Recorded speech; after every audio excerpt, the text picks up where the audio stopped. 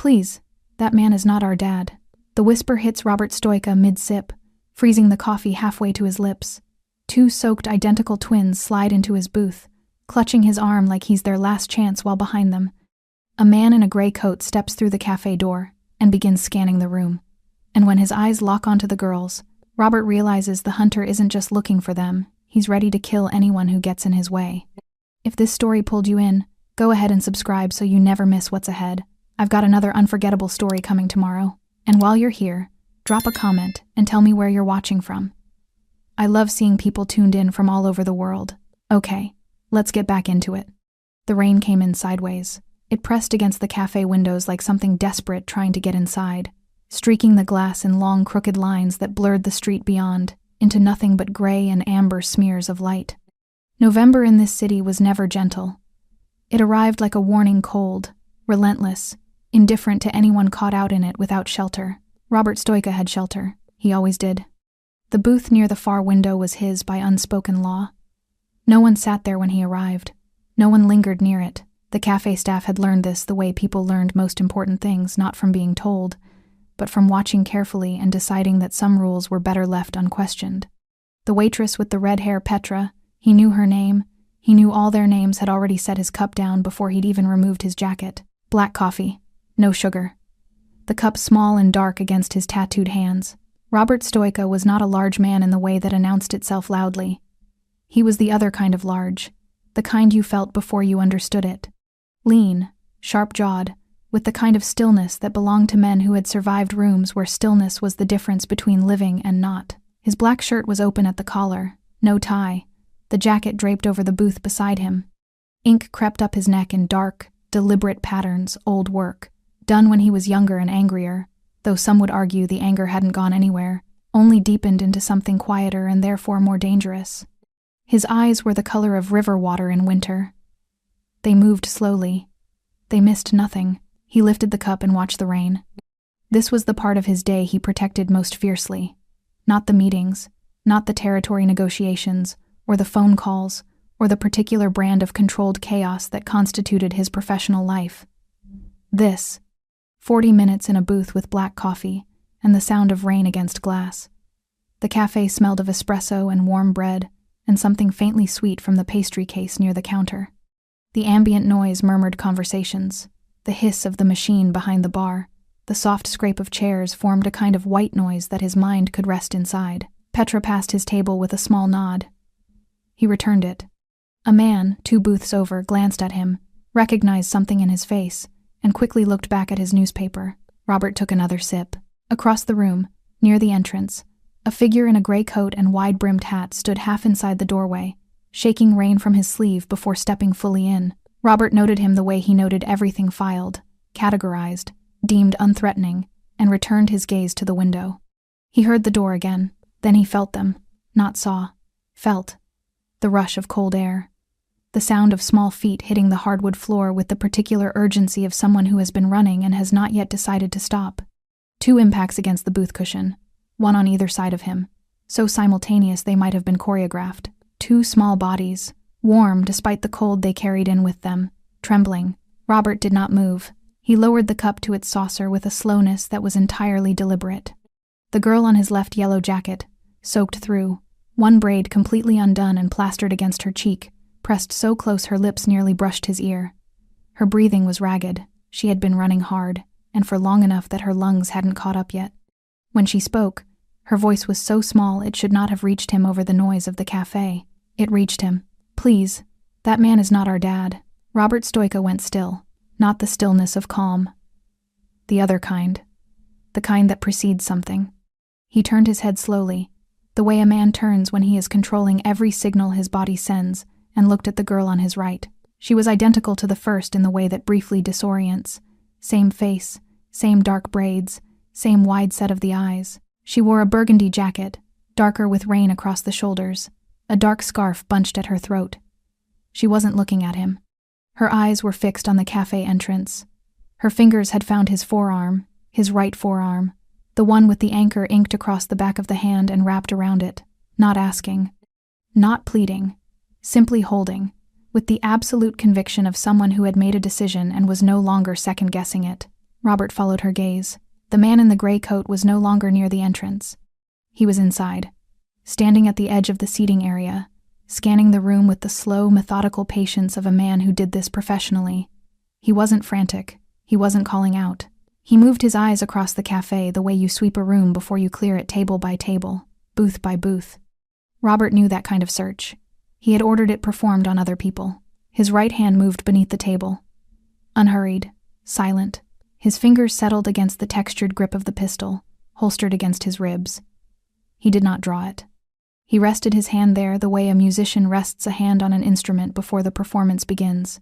Present, ready, already knowing the notes. The girl in yellow pressed closer. Her voice came again, barely a sound at all, warm against his ear despite everything. Please don't let him take us. Robert looked at the man in the gray coat, then at the small hand wrapped around his tattooed forearm, then back at the door, where the cold November rain continued its assault on the glass. He picked up his coffee with his left hand, took one slow, measured sip, set it down. His voice, when it came, was low enough that only the two girls could hear it. It carried no drama, no reassurance, only the flat, unambiguous weight of a man who had long ago stopped making promises he didn't intend to keep. Stay close. Don't move unless I move. And don't make a sound. The girl in burgundy exhaled one small, shaking breath and tightened her grip on his arm. Outside, the rain hammered the glass. Inside, the cafe continued its ordinary noise, entirely unaware that something had just quietly shifted in the booth by the window. Robert Stoica had come here for coffee and 40 minutes of silence. He understood now, with the cold certainty of a man who had learned to read the shape of trouble, that he was going to get neither. He came in like he owned the air around him. That was the first thing Robert noticed. Not the coat, not the height, not the careful way the man's eyes moved across the room. It was the ownership, the absolute, unquestioned certainty in every step that the thing he had come for was still here, still waiting, still his to collect. Robert had walked into rooms that same way. He didn't like seeing it on someone else. The man Patrick, though Robert didn't know his name yet, would learn it soon enough, was tall in the angular way that made suits look architectural. The gray coat was good quality. Expensive without being showy. His face was long, composed, carrying the practiced blankness of a man who had trained himself never to reveal cost before negotiation. Dark hair, close cut, a jaw that hadn't softened with age. He was perhaps 45, perhaps older, wearing it the way certain men wore danger like it agreed with him. He stopped near the edge of the seating area. His eyes found the booth, found the twins. Something moved across his face, not relief, not the frantic gratitude of a father locating missing children. It was the other thing, the thing Robert had seen on the faces of men who had located missing property. A brief, cold settling, inventory confirmed. Robert watched all of this and kept his expression completely empty. Patrick approached the booth slowly, deliberately, each step announcing that he was a reasonable man, arriving at a reasonable situation. He stopped at the table's edge and looked down at the girls first, a long look, the kind meant to communicate authority without words before lifting his eyes to Robert. He smiled. It was an impressive smile. Warm on the surface, structured underneath. I'm sorry about this. His voice was measured, apologetic, the voice of a man who had rehearsed reasonable. My daughters have a habit of running off when they're upset. I hope they haven't disturbed you. Robert said nothing. He held the man's gaze the way you hold a door shut against something pushing from the other side without visible effort, and without any intention of letting go. Patrick's smile held. Girls, come on, let's go home. Neither girl moved. Lola's fingers tightened on Robert's forearm. Lily pressed closer to his side, her shoulder blade sharp against his arm, her breathing gone shallow and rapid in the way breathing goes when the body is managing terror and trying not to show it. Robert felt both of these things clearly. He reached for his coffee, took a sip, set it down.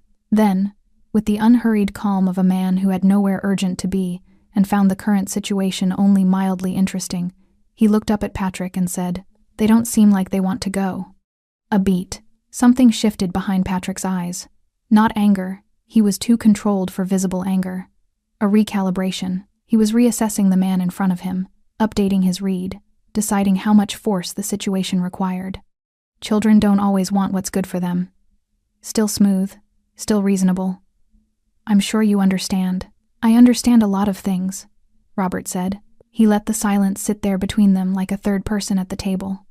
Then he turned to the girl pressed against his left side. Lily. Her braid was still damp, beginning to dry at the edges into soft, fraying pieces around her face. Her eyes were fixed on the table. He looked at her the way he had once learned to look at frightened animals directly, but without pressure, without demand. "Do you know this man?" he asked quietly. Lily lifted her eyes. They were dark, enormous, carrying the particular exhaustion of a child who has been afraid for long enough that fear has become the background against which everything else happens. She looked at Patrick, then back at Robert, and she shook her head. One small definitive motion. No. Something Robert hadn't planned on moved through his chest. He didn't examine it. He filed it for later, and returned his attention to the man across the table. Patrick's composure had developed the first hairline fracture. It was small, a tightening at the corner of his jaw, a fraction of adjustment in his posture. But Robert was a man who had spent 15 years reading fractures in other men's composure for a living. "I think," Robert said, conversationally, "the way you discuss weather, that you should sit down." "I don't think that's—" I wasn't asking.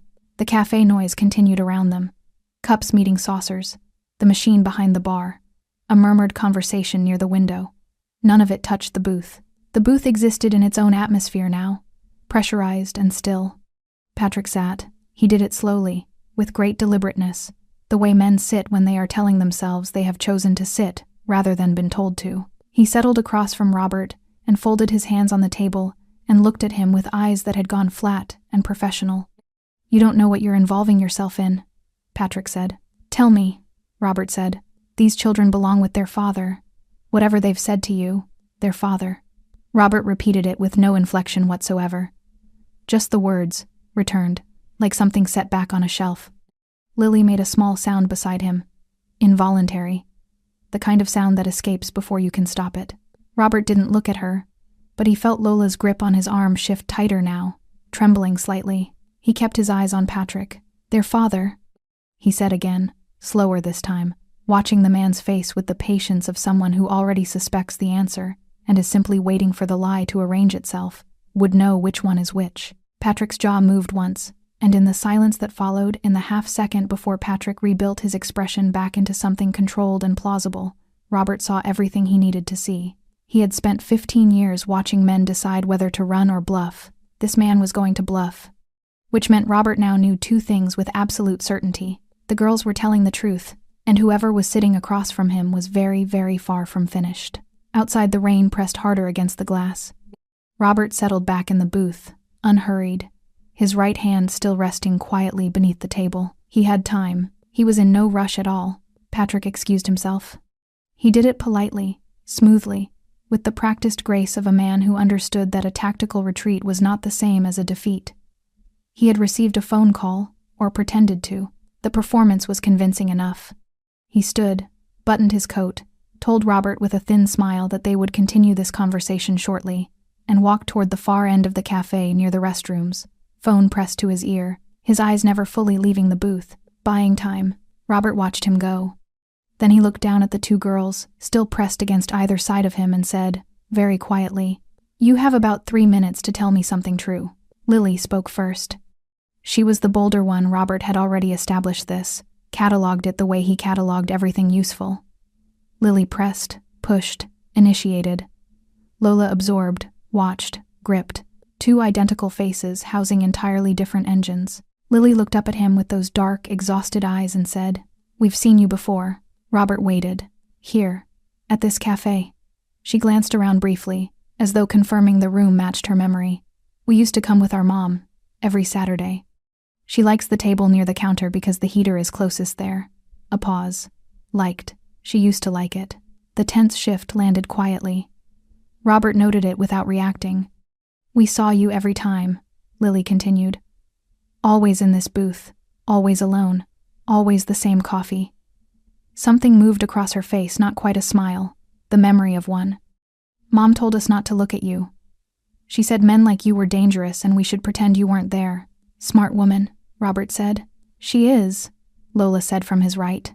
First words she'd spoken directly to him. Her voice was softer than her sister's, more careful, like someone who had learned that words had weight and chose them accordingly. "She's very smart," present tense, both of them, present tense, when talking about their mother. Robert registered this with something that wasn't quite relief. But we looked anyway, Lily admitted. We're good at pretending to look somewhere else while actually looking somewhere else. Mom never noticed. What did you see? Robert asked. Lily hesitated. Then, the first time, you made the waitress, the one with the red hair, you made her drop an entire tray of cups. You said something to her and she jumped, and everything fell and crashed everywhere, and she looked like she wanted to disappear. Robert remembered. He had not been in a good mood that particular Saturday. Then, Lily continued, and now there was something careful and deliberate in her voice, the tone of a child presenting evidence they have organized in advance. You got up, and you helped her pick everything up, every single piece. And when you thought nobody was watching, you said something that made her laugh. Robert said nothing. You did it again 2 weeks later, Lily said. You made a face at us when Mom turned around. A ridiculous face. Like, she demonstrated briefly, distorting her features into something so absurd that Lola made a small strangled sound beside him that was almost a laugh. Robert kept his expression neutral, with considerable effort. And the time the old man at the counter couldn't pay, Lola said quietly. You were already leaving. You stopped. You said something to Petra, and then you walked out, and we watched Petra tell the man his coffee was already paid for, and he didn't know who had done it. Silence. Robert looked at the table. His jaw worked once. You think because of that, he said carefully, that I'm someone who helps people. No, Lily said. He looked at her. We think, she said, with the devastating precision of a child who has had a long time to think something through, that you're someone who helps people when nobody is watching. Which is different. She held his gaze steadily. The men who hurt people when nobody is watching are the most dangerous kind. But maybe the opposite is also true. Robert Stoica, who had not been rendered briefly speechless by another human being in longer than he could accurately recall, said nothing for a full 4 seconds. Then, how old are you? 9, Lily said. 9, he repeated. And 3/4, Lola added. Robert looked across the cafe. Patrick was still at the far end, phone to his ear, watching the booth with the patience of a man who believed patience was the same as power. He turned back to the girls. Your mother, he said. Tell me. The small warmth that had briefly entered the booth, the almost laugh, the almost smile drained out of it cleanly. Lily's hands, resting on the table, folded together the way hands fold when their owner is preparing to carry something heavy. Our real dad disappeared 4 months ago, she said. He owed money. A lot of money. To Patrick. She said the name with a flatness that conveyed precisely what she thought of it. Patrick came to our apartment first asking for it. Mom told him she didn't have it. He came back. Then he came back again. She swallowed. The last time he came back, he didn't leave. Lola stared at the table. He said he was keeping Mom until the debt was paid, Lily continued. He made her call Dad's number every day, but Dad never answered. Then Patrick stopped making her call. A pause so brief, it was almost not a pause. I think he stopped believing Dad was coming back. So he made a new plan, Robert said. Lily looked at him. You already know, she said. It wasn't a question. Tell me anyway. He said we were worth more than the debt. Her voice didn't break. It flattened instead the way a voice goes flat when the only alternative is to fall apart, and falling apart is not currently an option. He was going to sell us. He had people. People who move children across borders. She looked at Robert with eyes that were 9 years old, and somehow much, much older. We heard him talking on the phone. That's when we ran. The cafe noise continued its indifferent hum around them.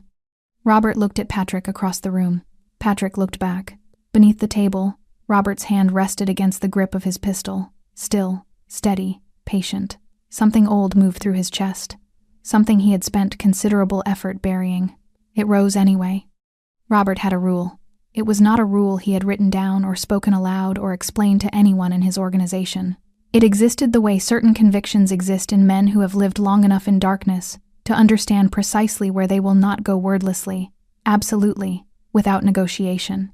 He did not touch children. He did not permit it. Not in his territory, not through his networks, not by anyone who wanted to continue existing within his orbit. In 15 years of building an empire on the kind of work that decent people preferred not to know about, this line had never moved. Men who crossed it had learned, often briefly, what that meant. He sat in the booth now with 2 9-year-old girls pressed against either side of him, And he felt that line, felt it the way you feel a bone before it breaks, the pressure building underneath the surface, and he breathed through it slowly. "The phone call," he said. "The one you heard. How much did you understand?"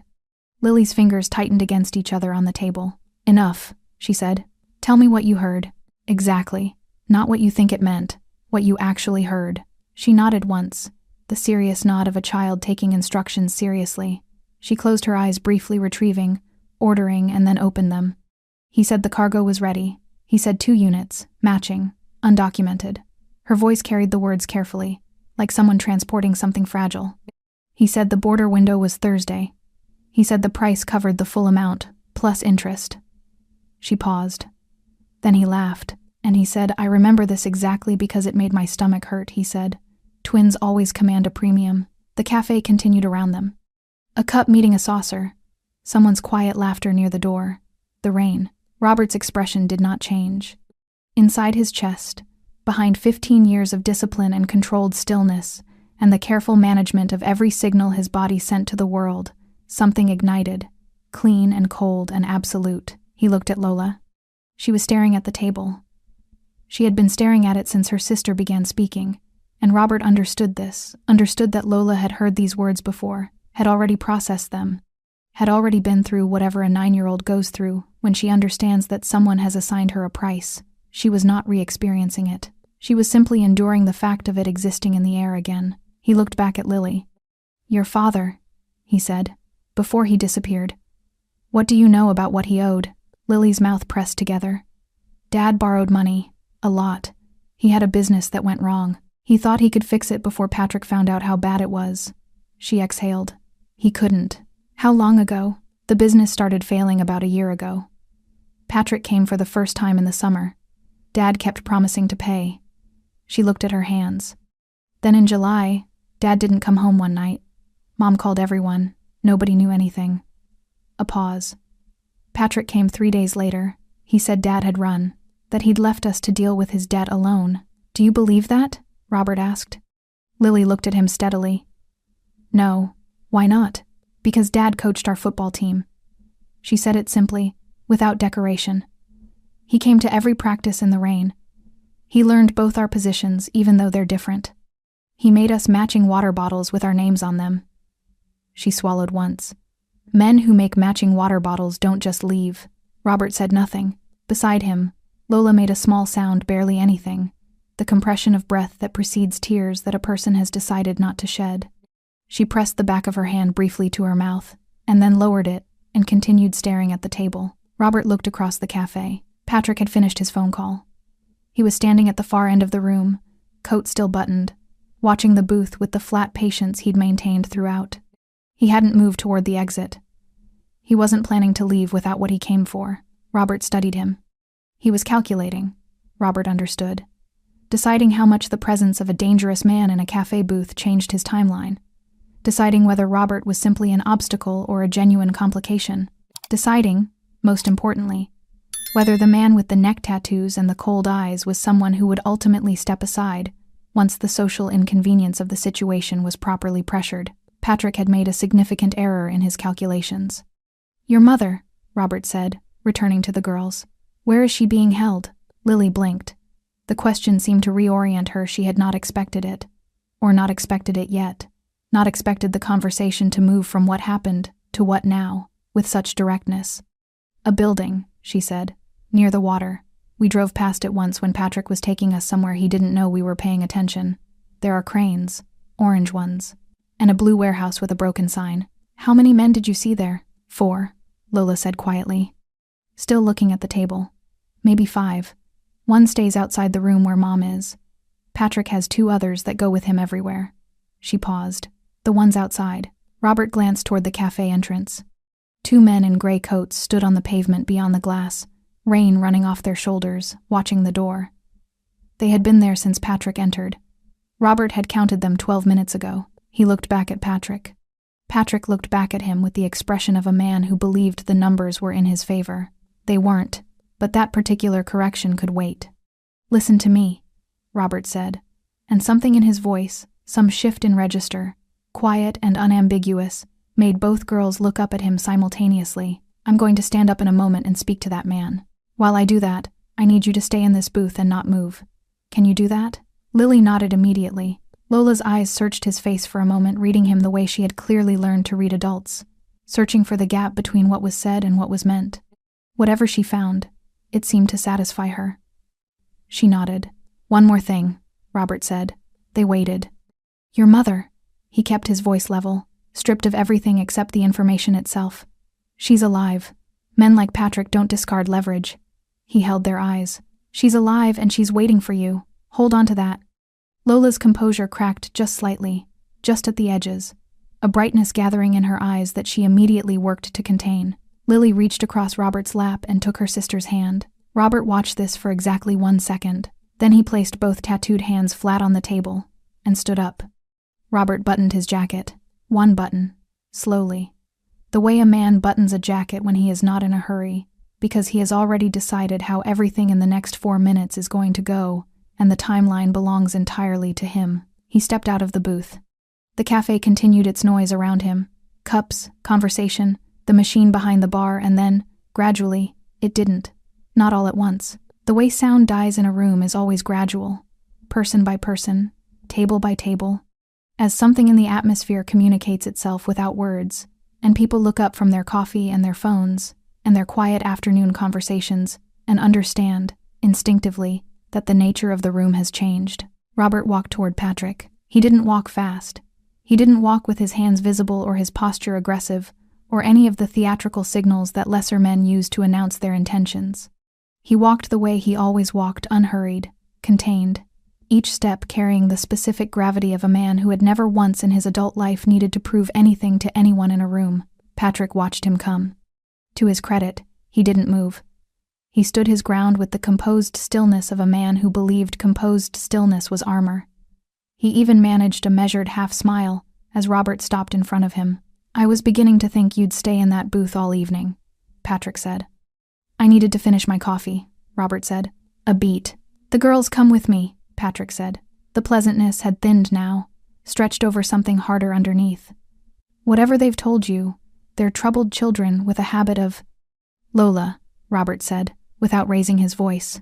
Patrick stopped. "The one in burgundy," Robert continued. "Her name is Lola.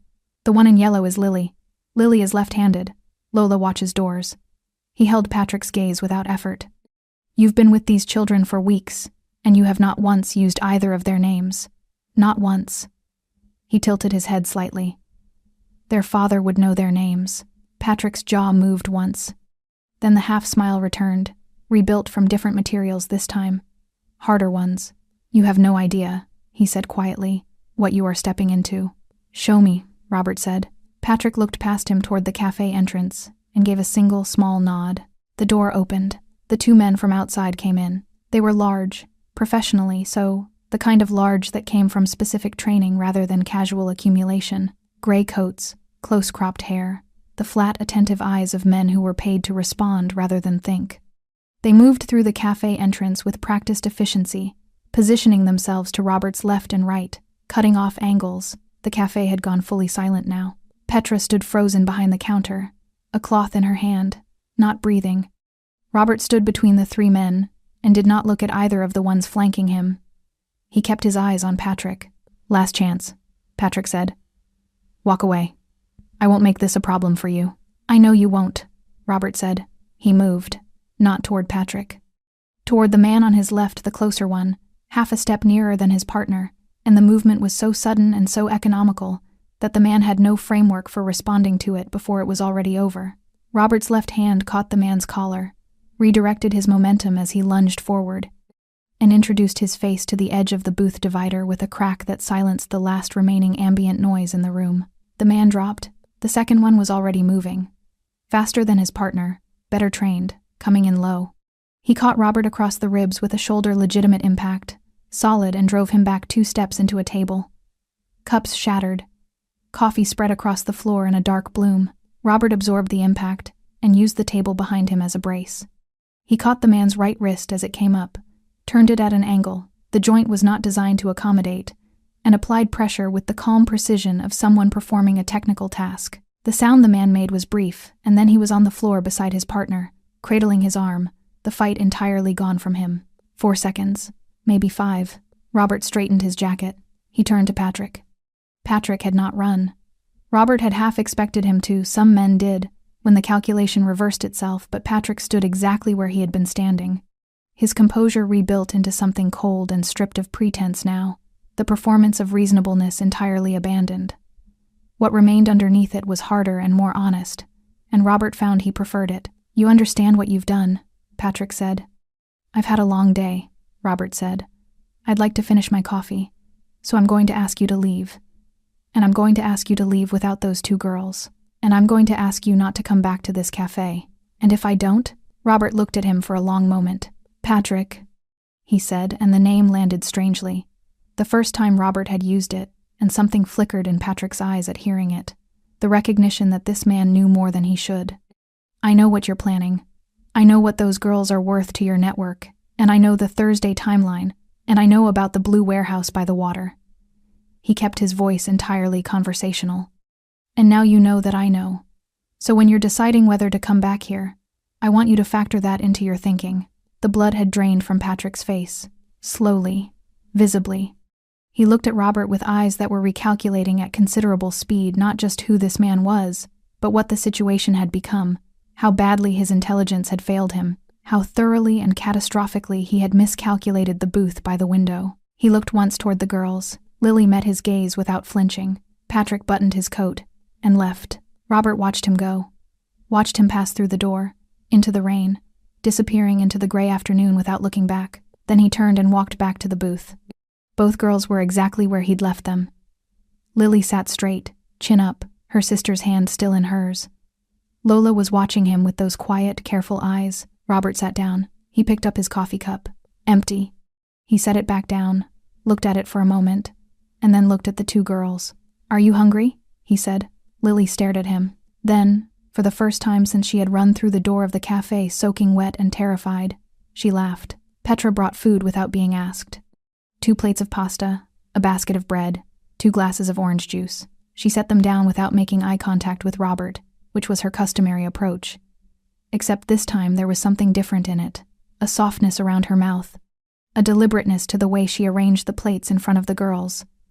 She straightened up, glanced at Lily and Lola once, and then walked back to the counter without a word. Robert watched the girls eat. He had ordered them to eat, more or less. Not in those exact words. He didn't say, "You need to eat," or "You must be hungry," with the cloying insistence of someone performing care. He had said, simply, after Lily's brief, exhausted laugh had faded back into the reality of the situation, "Food first, then talking." And they had not argued. They ate like children who hadn't eaten properly in days. Focused, efficient, without the self-consciousness that hunger sometimes produces in people who have pride to manage. They were 9 years old, and they had been running, and they were starving, and they ate. Robert drank a second coffee that Petra had also brought without being asked. He watched the door. Patrick would not come back tonight. Robert was certain of this not because Patrick had been frightened off permanently, but because Patrick was a professional, and professionals, when a situation goes sideways, retreat to regroup rather than escalate blindly. He would be on his phone right now, identifying Robert, calculating.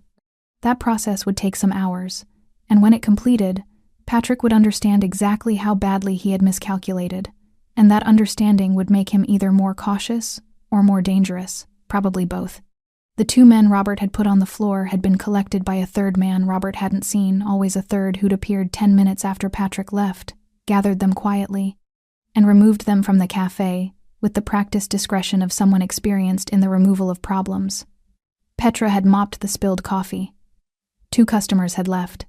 The rest had resettled into the tentative normalcy that follows something they would all describe differently to different people for the rest of the week. Lola set her fork down first. She folded her hands in her lap and looked at Robert with the expression she had been wearing since she'd first clutched his arm, the measuring one, the one that took its time.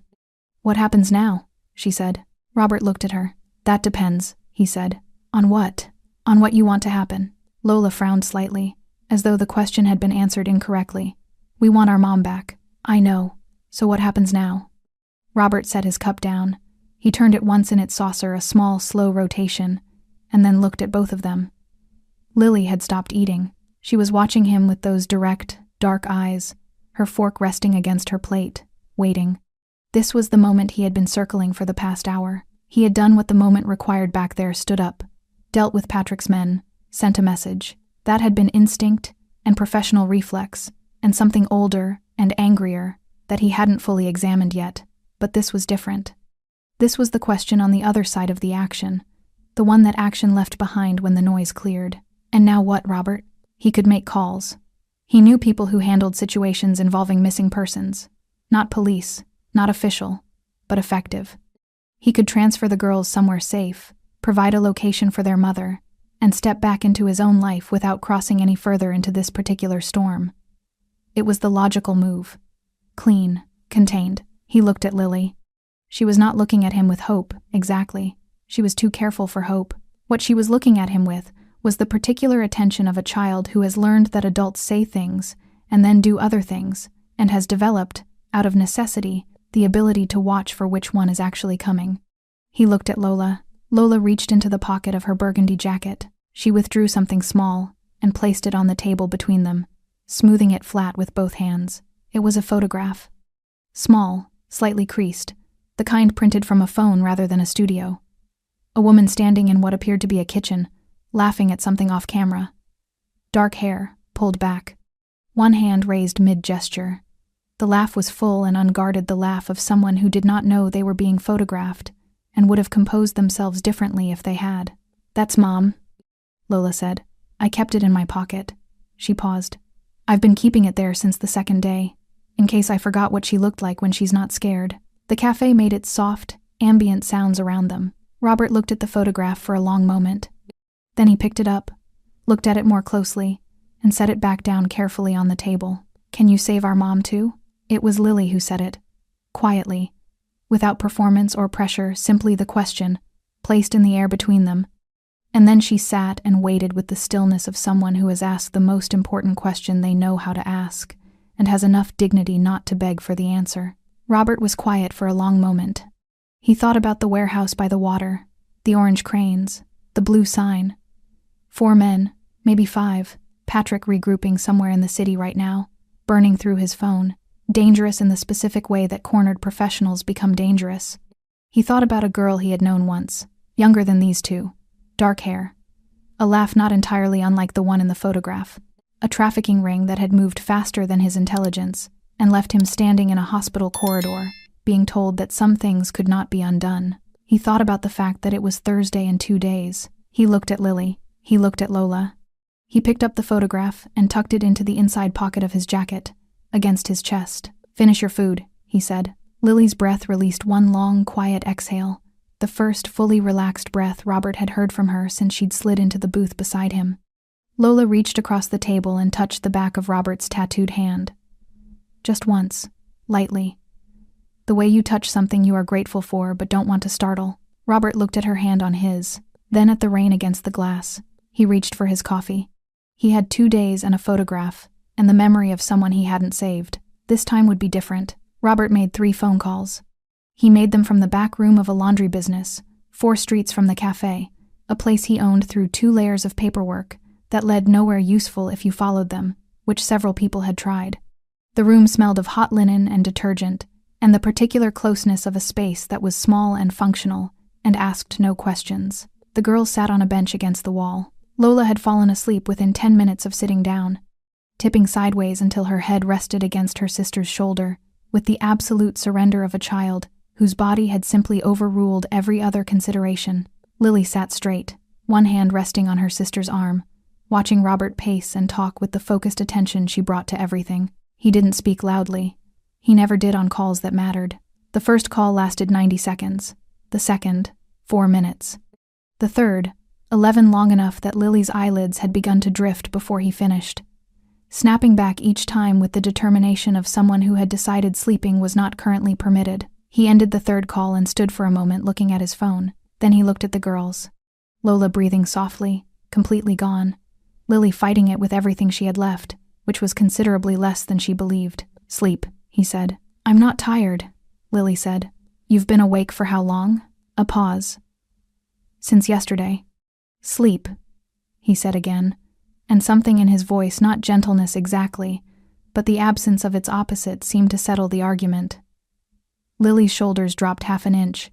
She leaned back against the wall, kept her hand on her sister's arm, and within 3 minutes her eyes had closed and stayed that way. Robert sat in the single chair across from them. He looked at the two sleeping girls' identical faces, gone soft and unguarded, the fear temporarily vacated, just children now. Just 9 years old and 3/4, and he felt something move through him that he did not immediately have a name for. He thought about what his contact had told him on the third call. Patrick's operation was not small. This was the first and most significant piece of intelligence, the one that recalibrated everything else. Robert had walked into the cafe situation, expecting a single predatory man running a local collection scheme. Ugly, dangerous, but bounded. Manageable. What his contact described was a network. Patrick was a regional coordinator for a trafficking organization that operated across 4 countries, moving primarily through port cities. The water access made logistics cleaner, borders softer, cargo easier to misrepresent. They had been operating for 6 years. They had people inside 2 shipping companies, and at least 1 border checkpoint that his contact knew of. Possibly more. They moved children under humanitarian cover. Fake NGO documentation.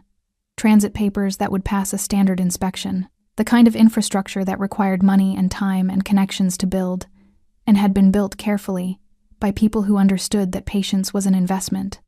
Patrick had recruited the twins' father into a debt situation that was almost certainly engineered from the beginning. The debt was real, the failing business was real, but Patrick had accelerated it, deepened it, waited until the man was desperate enough to borrow from a source he shouldn't have touched.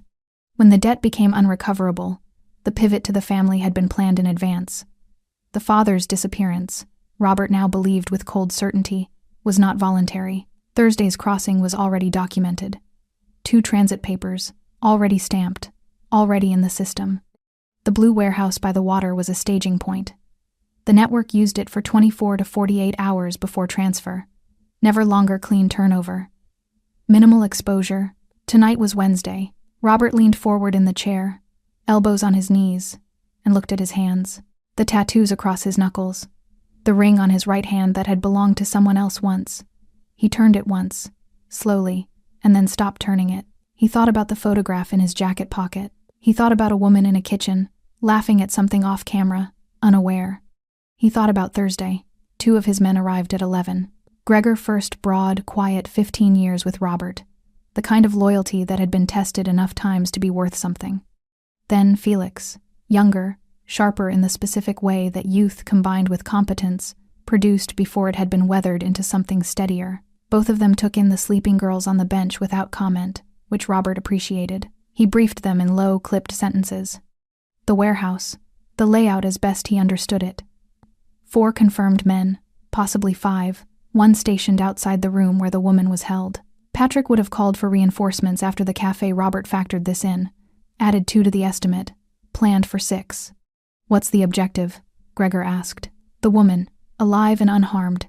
Everything else is secondary." Gregor nodded. "Patrick?" Felix asked.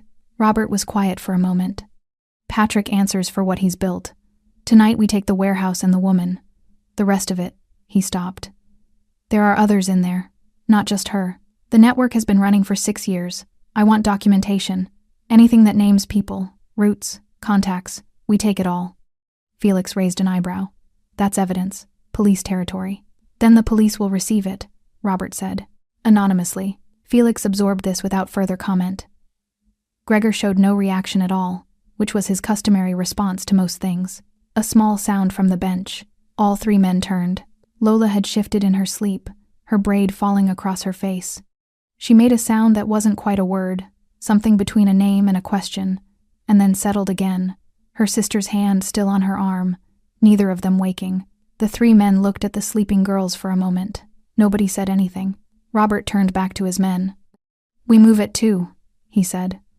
"Get what you need." The men moved quietly to the far end of the room.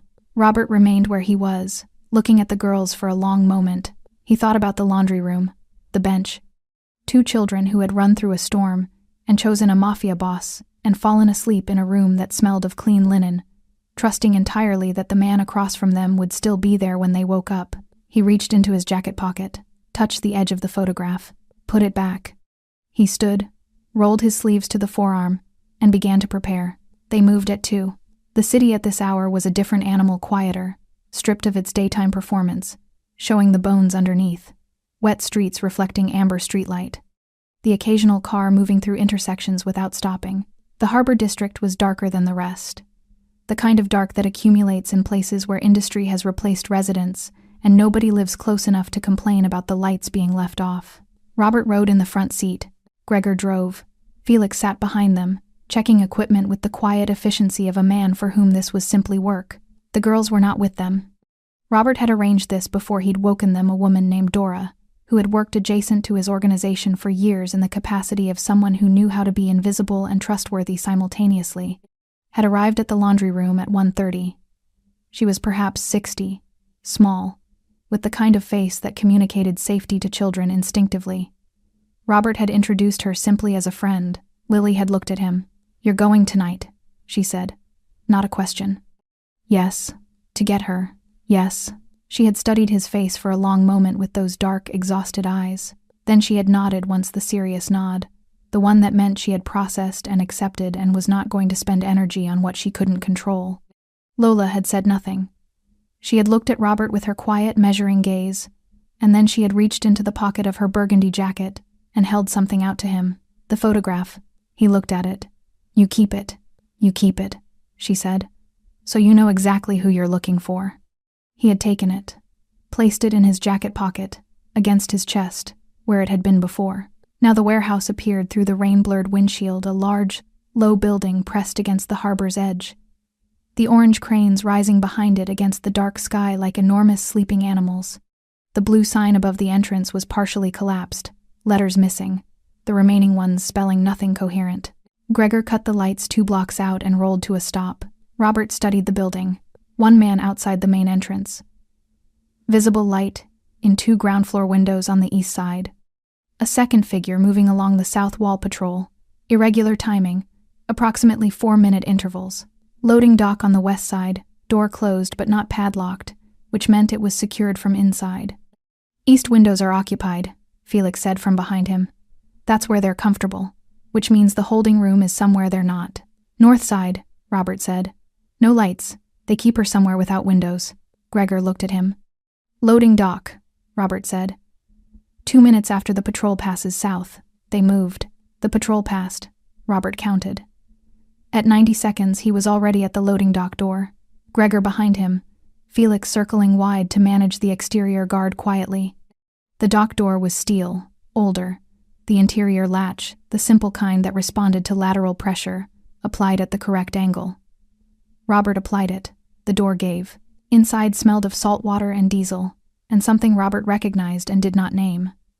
They moved through the loading area in single file, close to the wall, into the interior. The building was larger inside than its exterior suggested, high ceilings lost in darkness above, concrete floor. Crates stacked along the walls in configurations that created corridors within corridors. Voices from the east side, muffled, 2 men talking without urgency. A television somewhere, low volume. Robert kept moving north. The corridor narrowed. A single bare bulb hung above a door at the far end, metal, newer than everything around it. A padlock through the handle. He stopped. He listened. Nothing from behind the door. But the lock was closed, and the bulb above it was the only maintained light in this section of the building, which meant someone had made a decision about this specific door. He looked at Gregor. Gregor produced a bolt cutter from the bag across his shoulder, applied it once cleanly, and stepped back. Robert opened the door. The room was small. Concrete walls, a cot against the far side, a bucket, a bottle of water on the floor. Cold, colder than the rest of the building. No heat. The kind of cold that accumulated over days. A woman sat on the cot. She had dark hair, pulled back. The same hair from the photograph, though the photograph had not captured the hollowness that had settled beneath her eyes in the time since it was taken. She was dressed in the same clothes she'd clearly been wearing for days.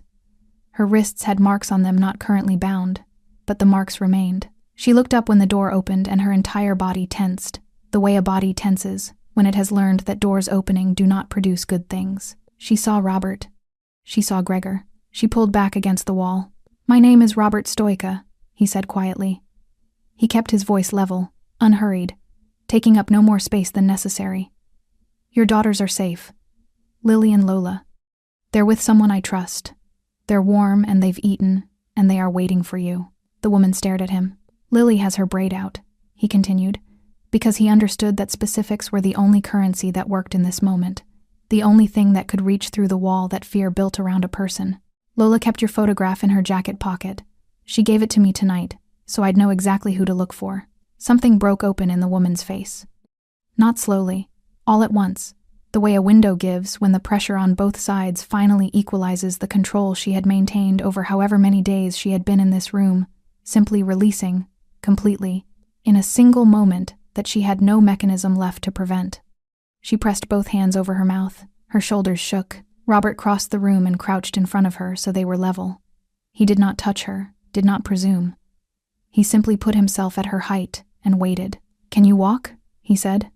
She nodded, both hands still over her mouth, tears running without any apparent awareness on her part. "Then let's go," he said. The east side erupted at the same moment they reached the loading dock. Patrick had sent reinforcements. Robert had planned for this, and still the timing was tighter than he wanted. 3 men coming through the main entrance as Felix handled the exterior guard. Voices raised, the sudden violent noise of a situation that had been quiet and then wasn't. Gregor moved the woman behind a stack of crates and stayed with her. Robert went toward the noise. What followed was not clean or cinematic. It was fast and dark, and happened in the corridors between crates, where the only light came from the east windows, and nobody was performing for anyone. Robert moved through it, with the particular focus that arrived in him in these moments. Everything narrowed, everything simplified, the entire world reduced to the next 3 seconds, and then the 3 after that. Patrick was not among the men inside. Robert noted this without surprise. Patrick was a coordinator. Coordinators did not enter buildings when the buildings had gone wrong. They managed from distance and assessed damage afterward. The 3 men were professionals, but they were reacting rather than initiating, and in confined spaces against a man who had chosen the engagement on his own terms, reacting was a significant disadvantage. It was over in 4 minutes. Robert had a cut across his left forearm. A knife, one of the men, close quarters that he registered and set aside for later. He returned to the loading dock. The woman was on her feet, Gregor beside her. She looked at Robert, at the cut on his arm.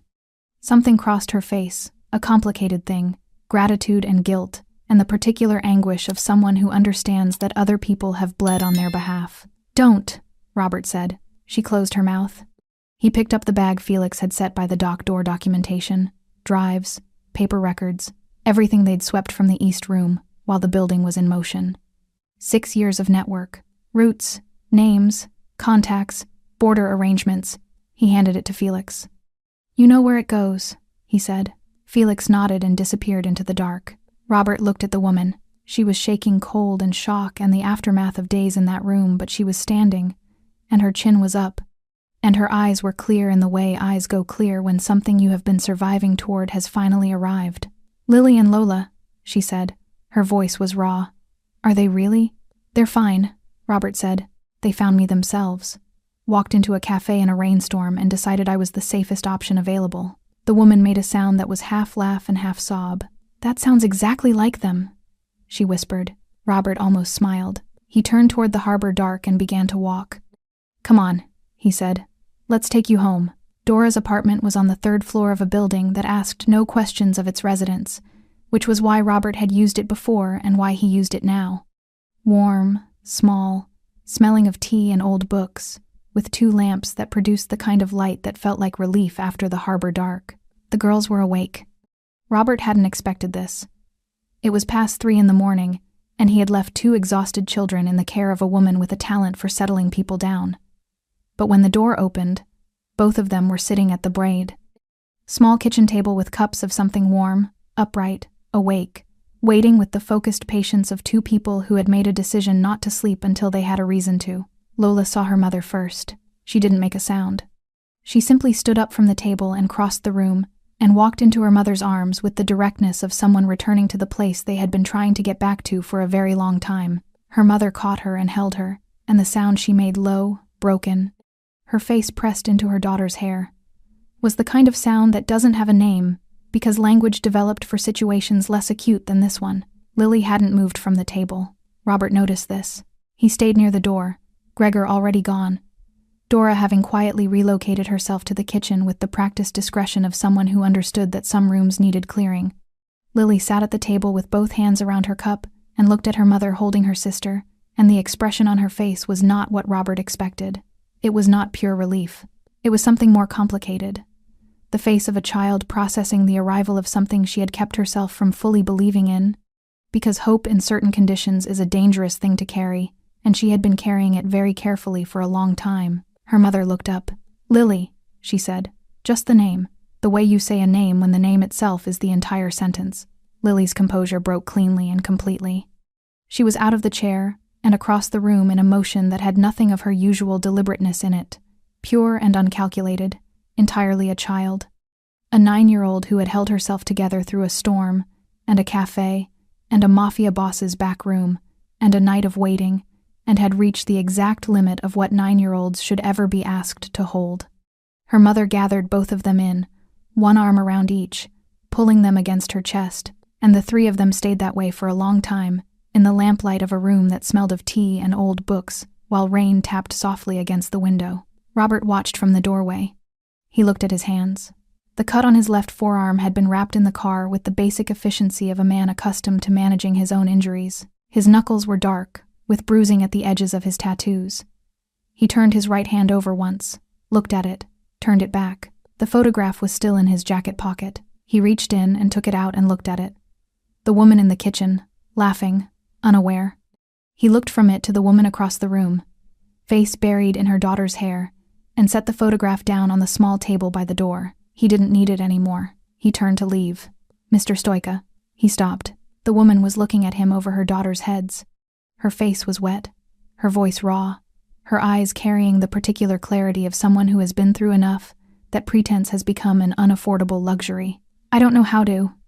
She stopped, started again.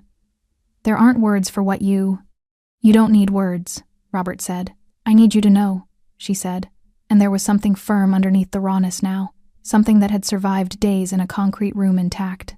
"I need you to know that I understand what this cost, that I know men like you don't do things like this, and that my daughters trusted you with something I can't ever repay, and you—" Her voice broke briefly. She held it. "You didn't let them down." Robert stood in the doorway for a moment. "They made it easy," he said, which was not entirely true but was not entirely false either. Lola turned in her mother's arms and looked at him. "You kept the photograph," she said. "I left it on the table." "You kept it the whole time, though." Robert looked at her. "Yes," she nodded slowly, satisfied, as though this confirmed something she had already known. Lily lifted her face from her mother's shoulder. Her eyes were red, her braid completely undone now, hair loose around her face. She looked at Robert with those direct, exhausted eyes that had looked at the most feared man in the city and found something in him worth trusting. "I told you," she said. Robert looked at her. "In the cafe," she said. "I told you. The men who are kind when nobody's watching." She held his gaze. "I told you maybe the opposite was also true." Robert was quiet. "You were right," he said. Lily held his gaze for a moment longer. Then she turned back into her mother's arms and held on. Robert stood in the doorway and looked at the three of them. The lamp, the rain, the tea going cold on the table, the photograph by the door, and felt something move through him that he had stopped expecting to feel. Not absolution. He was not a man who believed in clean endings, or earned redemption, or the settling of accounts between what he had done in his life and what one night in a harbor warehouse could offset. But something that had not been there before. He picked up his jacket from the hook by the door. Dora appeared from the kitchen, caught his eye, gave a small nod that communicated both, "I have this," and go without requiring either of them to speak. Robert opened the door. "Mr. Stoica," Lily's voice. He looked back. She was watching him from her mother's arms, chin resting on her mother's shoulder, eyes serious. "Come back sometime," she said. "We'll be at the cafe. Saturday. Mom likes the table by the heater." Robert looked at her, then at the mother, who met his gaze over her daughter's head with an expression he didn't try to interpret. He looked back at Lily. "I'll be in my booth," he said. He closed the door quietly behind him. The cafe was the same. This was one of the things Robert had always valued about it, its absolute refusal to change, regardless of what happened outside its walls. The same amber light from the pendant above the counter. The same smell of espresso and warm bread. The same particular quality of quiet that existed here on Saturday afternoons. different from the weekday quiet, slower, as though the whole room had collectively exhaled. Robert arrived at his usual time. Petra was behind the counter. She looked up when he came in, and something passed across her face, not the careful neutrality she usually maintained, but something warmer and more complicated. The expression of a woman who had mopped, spilled coffee off her floor, and watched a man put 2 men down without raising his voice, and brought pasta to 2 soaked little girls, and had been thinking about all of it for several days. She said nothing. She started his coffee. Robert settled into the booth by the window, removed his jacket, draped it beside him. The rain today was lighter than it had been, a fine, persistent mist, rather than the sideways assault of the previous week.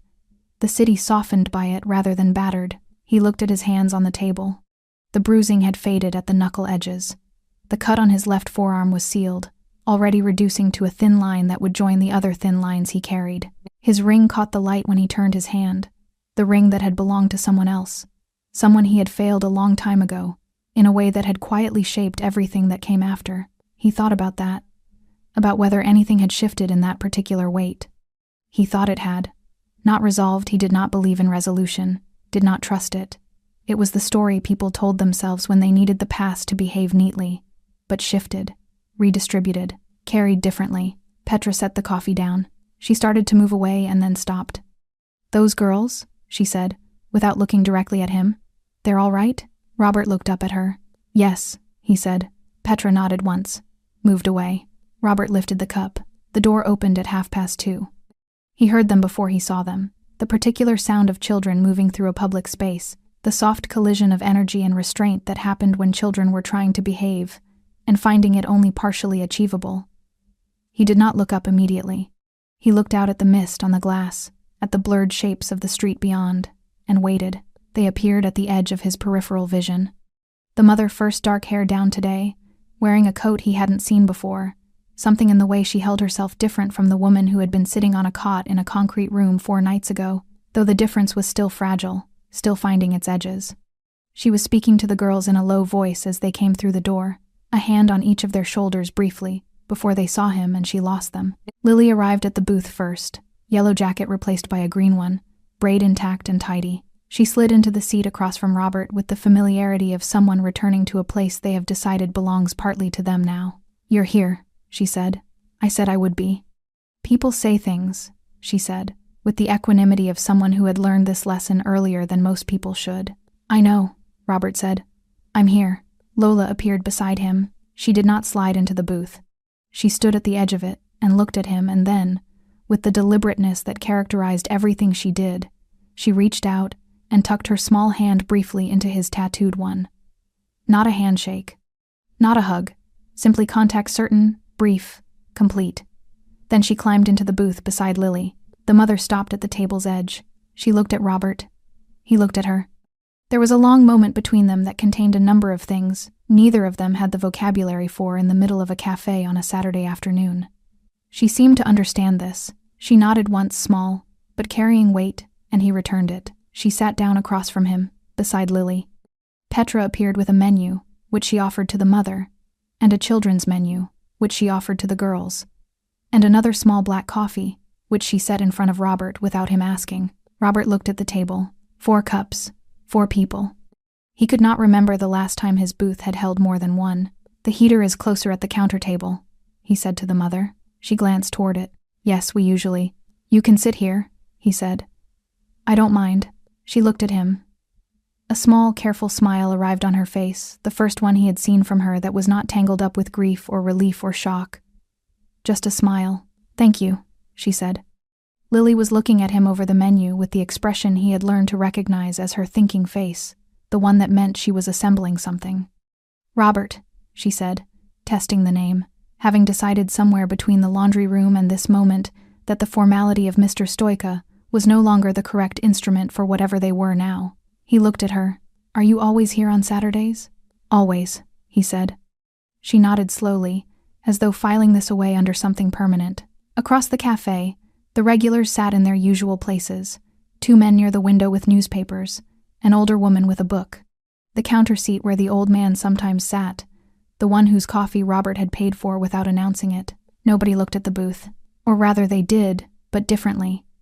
Not the quick, averted glance of people who had identified something to avoid, something more considered, more respectful. Not of the Mafia boss, of the man in the booth by the window who had 4 cups on his table on a Saturday afternoon and was listening to a 9-year-old explain at length why the children's menu was inadequate. Robert listened. Outside, the mist pressed softly against the glass. He reached for his coffee. For a long time he had believed that this booth, this window, this particular quality of Saturday afternoon quiet, was the thing he was protecting when he sat here. His aloneness, his separateness from the kind of entanglements that cost more than they returned. He looked at Lily talking. At Lola, watching the room with her careful eyes, already noticing everything. At their mother with both hands around her cup, the fragile new steadiness of someone rebuilding themselves one ordinary moment at a time. He picked up his coffee. He thought that perhaps he had been wrong about what he was protecting. Or perhaps it had simply taken the right storm, and 2 soaked little girls with undone braids, to show him what the booth by the window was actually for. He took a sip. Outside, the rain continued its soft conversation with the glass. Inside, for the first time in longer than he could accurately measure, Robert Stoica was not alone, and he found, sitting with that unfamiliar fact in the warm amber light of a Saturday afternoon, that he did not mind it at all. Thanks for sticking with this story until the very end. You're the reason these stories feel alive. If you're ready for another powerful journey, just tap the next video on your screen. And before you go, leave a quick comment and rate this story from 1 to 10. I'm excited to read your thoughts and connect with you in the comments.